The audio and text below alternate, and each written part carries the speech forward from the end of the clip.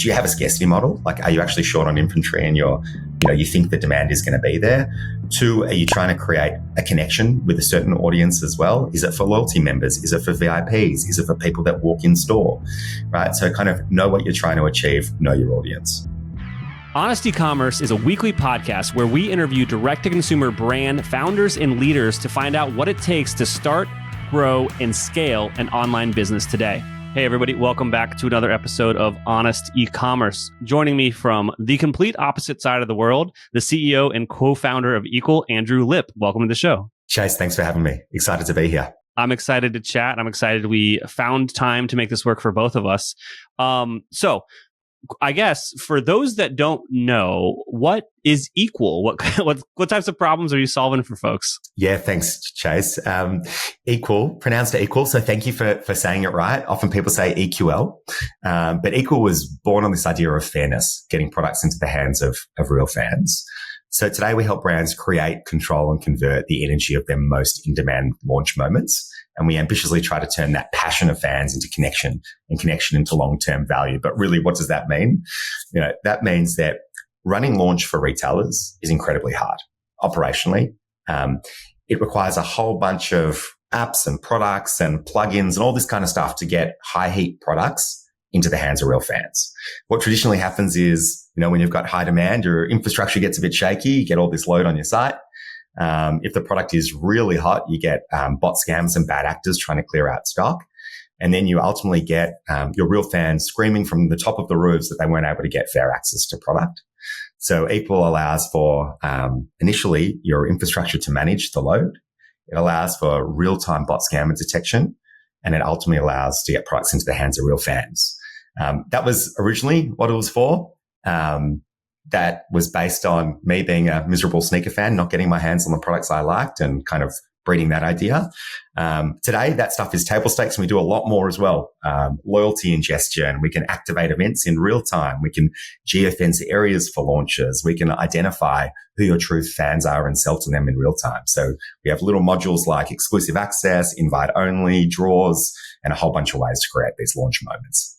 Yeah, that's amazing. One of our first clients, when we started the agency many moons ago, just always had the dopest sneakers, and without fail, every time they did a launch, they would, like you said, bad actors buying up stock, and we had like some really backwards way of solving for it, which basically like you had to enter a raffle to get the chance to buy it.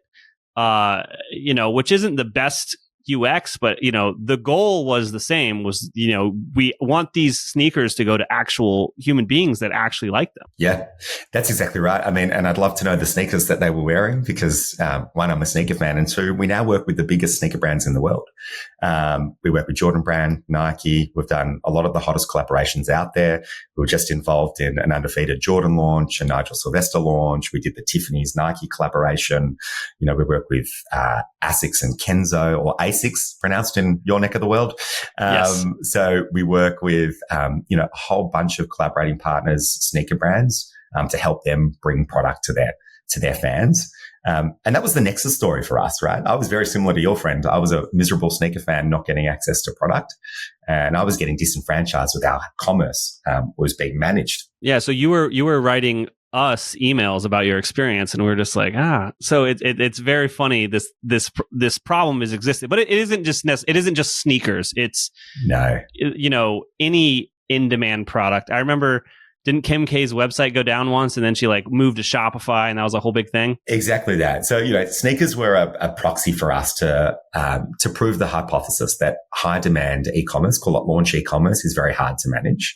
And we realized that it's not actually sneakers. It's apparel, streetwear, collectibles, toys, art, coins, anywhere where you've got this community who's really excited by getting access to things. I mean, we work with brands like the Royal Australian Mint, Stanley Cups. We work with Crocs. We work with Foot Locker, Nike in store. We work with Labubu and Pop Mart. We work with Funko Pop. Can I make a suggestion? Yeah. Please reach out to Hasbro and about their secret layer Magic the Gathering launches. It is the worst experience in the world.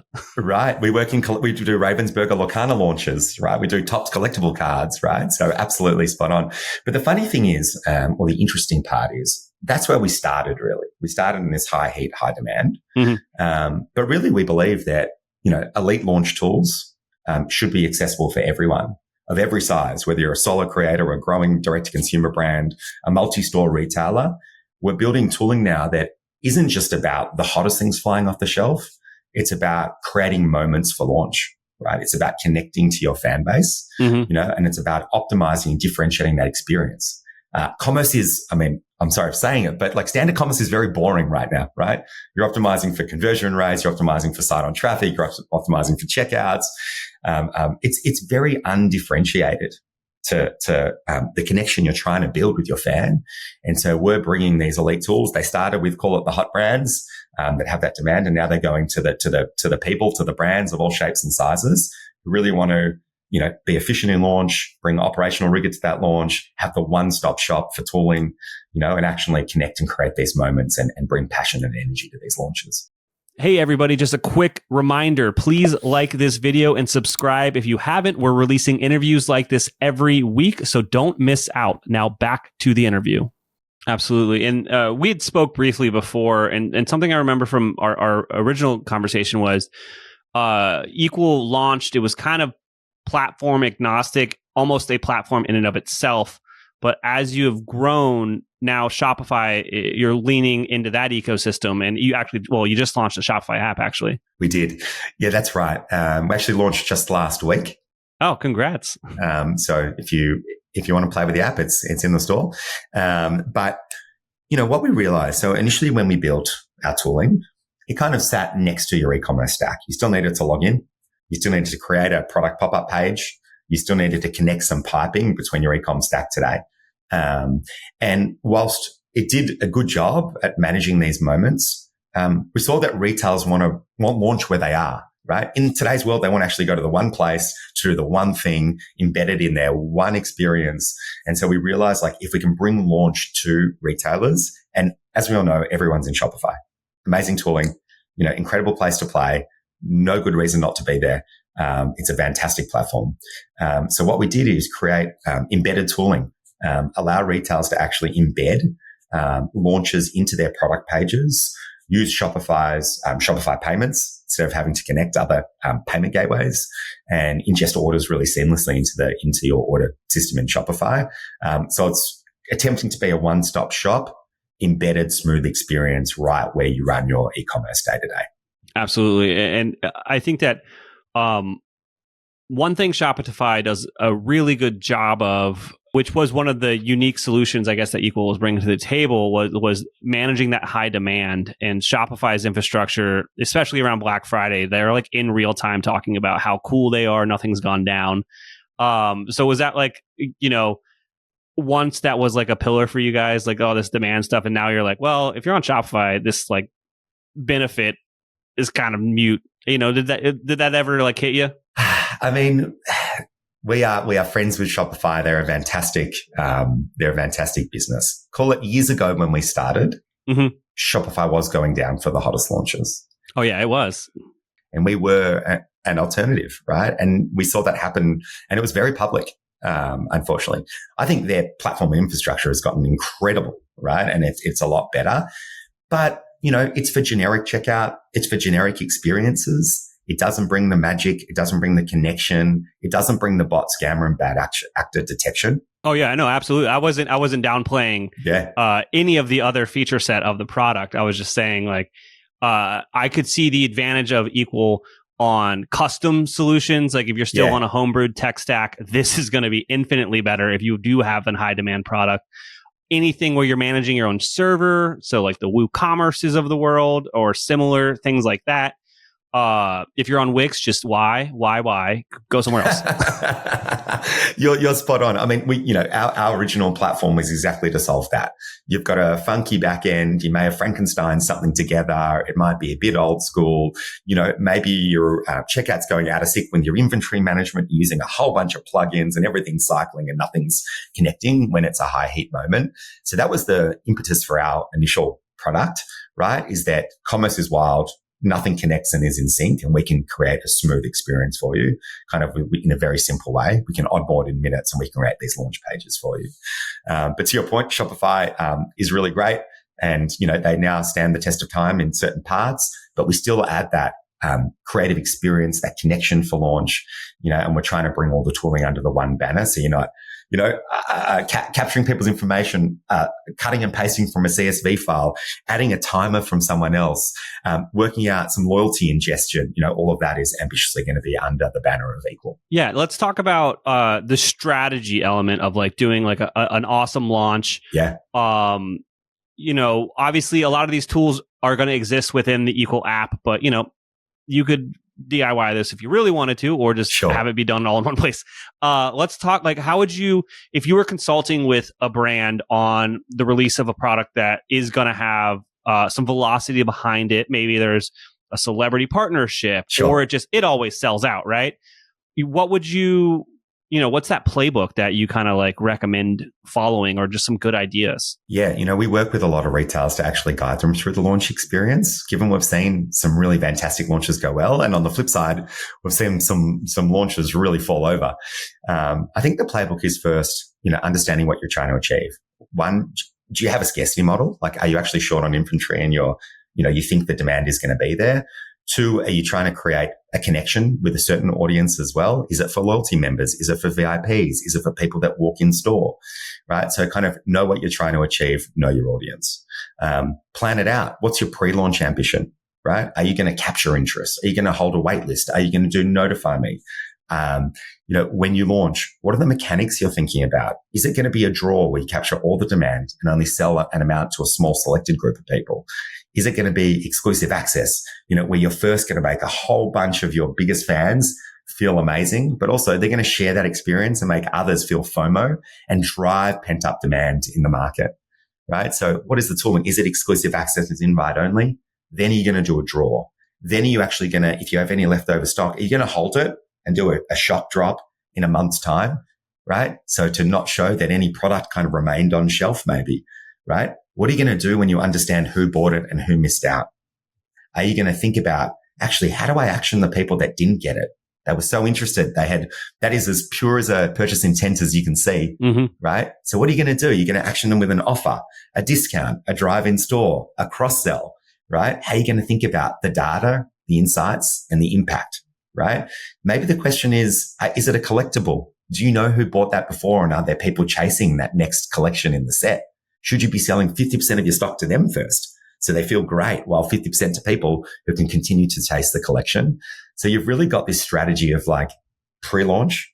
Who are you selling to? How are you going to understand the demand? And what is your strategy for who should get your hands on the product, right? Then you've got in-launch.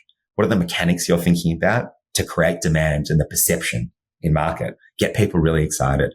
And then post-launch, how are you going to think about the data and the insights? What are you going to do with the people that missed out? Or actually, what are you going to do with the people that got it? Have you got a plan to do something next with them? Right? I think if you think about the strategy as pre-launch, in-launch, post-launch, who you're selling, how you're selling, and what you're selling, that's the way to really think about launch. Yeah, let's walk through those a little bit more. So like pre-launch, with these events, I think to have the demand for it, you're probably going to be talking about it a lot and trying to build this exposure. So outside of like a solution like Equal, like part of this planning is like, how are you going to be marketing it, to obviously to your loyal customers, probably through your own channels like email or SMS or push notifications, etc. That's right. But also like, are you going to be talking about this to potential buyers through lookalike audiences, through meta ads, or, whatever TikTok, whatever channels that is actually giving you a decent kind of exposure for the right price point these days? And then those messages driving them to, like you said, like, are people signing up in advance to capture all the demand for like a notify me type thing? you got to kind of think through all that stuff in that pre-launch phase. And obviously the offer needs to already exist. The details about the features and benefits of the product and exclusivity or the rarity or the scarcity or whatnot, all that needs to be available because people are going to be making that decision before purchasing, like well before they're allowed to purchase. That's right. I mean, Chase, first of all, you should come. I'd love to work with you. I mean, you just nailed the launch strategy pretty quickly. So it feels like you've got your finger on the pulse of launch. You're totally right. Like, it is strategic. I think the biggest misconception is launch just happens, right? There is a lot of work in it. Yeah, you don't just turn the product on and then people know about it. No, and we see this with a lot of the brands we work with. Like, we go to launch meetings and we see there's 10, 12 people sitting there talking about, what to do and how to plan. And you've got everyone from brand and social and strategy and comms, right? And granted, we work small business, mid-market and enterprise. So, we see different shades of that. And if I think about the human capital or the load on launch, that's one thing we're actually trying to reduce, is give you a launch co-pilot, a launch partner in our tooling that can help you actually think about these things, right? That can reduce the load on your human capital, that can allow you to have the tooling to think about operationally, what am I trying to achieve pre-launch? Mm-hmm. How am I going to do that?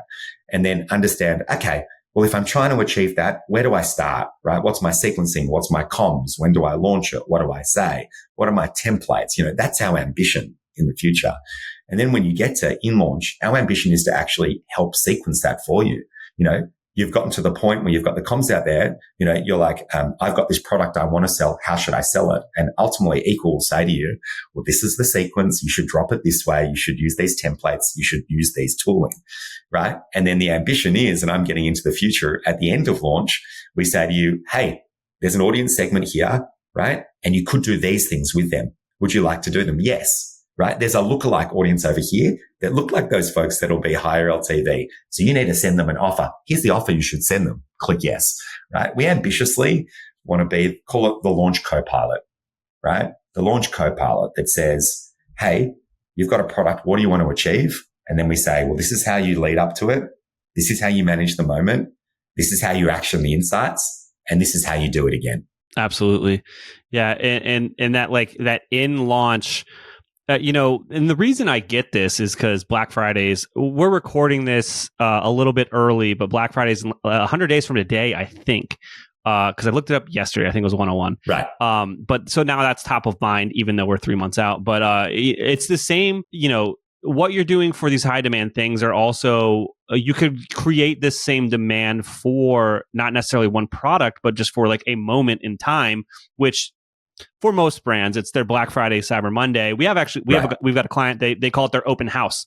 It's the one part of this, the one time a year where they discount their products. Right. And it's not on Black Friday because ads are cheaper to kind of build your own day. Yes. That's why Prime Day exists, everybody. Yes. So like, this whole concept, so you've got the messaging pre-launch, and then in launch, there's like a dozen messages that need to go out almost. It's like, it's tomorrow, it's now, a reminder, it's now, it's almost over. You know what I mean? Like, there's so much to say. Yes. Yeah. You touched on the right thing, which is every brand has a launch moment.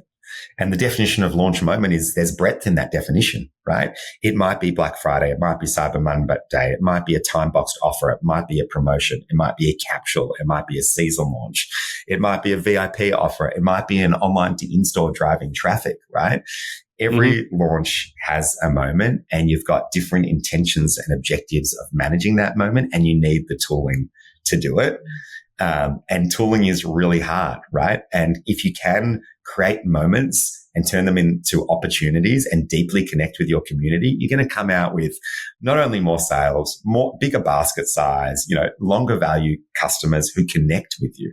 Like, the biggest thing, I always think about our future or where we're heading is we want to control everything above the fold on any retail site, the campaign tile. If there is a thing you're doing in that campaign tile for a launch moment, that should be run using Equal, because we're going to give the tools to make that really super simple. Everything below, call it the fold. It's a bit old school, but, and the product gallery, Shopify can own that. No worries at all, right? That is your inline product catalog. That doesn't need a story, right? It needs eyeballs, right? It needs high conversion rates. It needs better conversion in checkout. What happens above that is the offers, is the connection, is the attachment to your community. And every brand has that in different ways. And we fundamentally think that brands could do it so much better. Right? They could do it so much better. Absolutely. And I agree with you. Now, if a brand is out there and they're like, we've been dropping the ball on our launch strategy, and they're like, we should probably talk to someone that knows what they're talking about. How do they get a hold of you, Andrew? Reach out. I'm on LinkedIn. So you can reach me out there. You can jump onto our website, check out what we've been up to. We've got a great bunch of customer stories. We actually just got a really cool one up there. Just one last thought is, launches are a honeypot. And it creates a whole bunch of eyeballs and intent. And you can really find other opportunities to sell things in those moments. We just did a case study with Many Realms, hobby shop out of Vegas, who ran a launch and actually saw it was about 100% increase in halo revenue in sales from running a launch, because they had all these folks on their site. They wanted to capitalize on it. So they put offers and other things in front of them. So get in touch. I got sidetracked there because I was thinking about my website and filling out a contact form, and I remember that case study. But I'm available. I'm a launch nerd, to be honest with you. I actually could talk about this all day, right? We've seen some fantastic brands do it really well, and love to share the insights, love to help you think about it. We've got a fantastic team. Even though I've got a funny accent based out of Australia, we've got a bunch of folks in the US as well that help some of the biggest brands and just amazing brands run launch. So we've got a team over there. You don't have to get up at a miserable time to speak to them either. And so we're available to chat. Happy to talk launch any time of the day. Absolutely. And that's EQL.com. We've been calling it Equal this whole time, but it's stylized EQL.com. Andrew, thank you so much for coming on the show today. Chase, thanks for having me. I appreciate your time.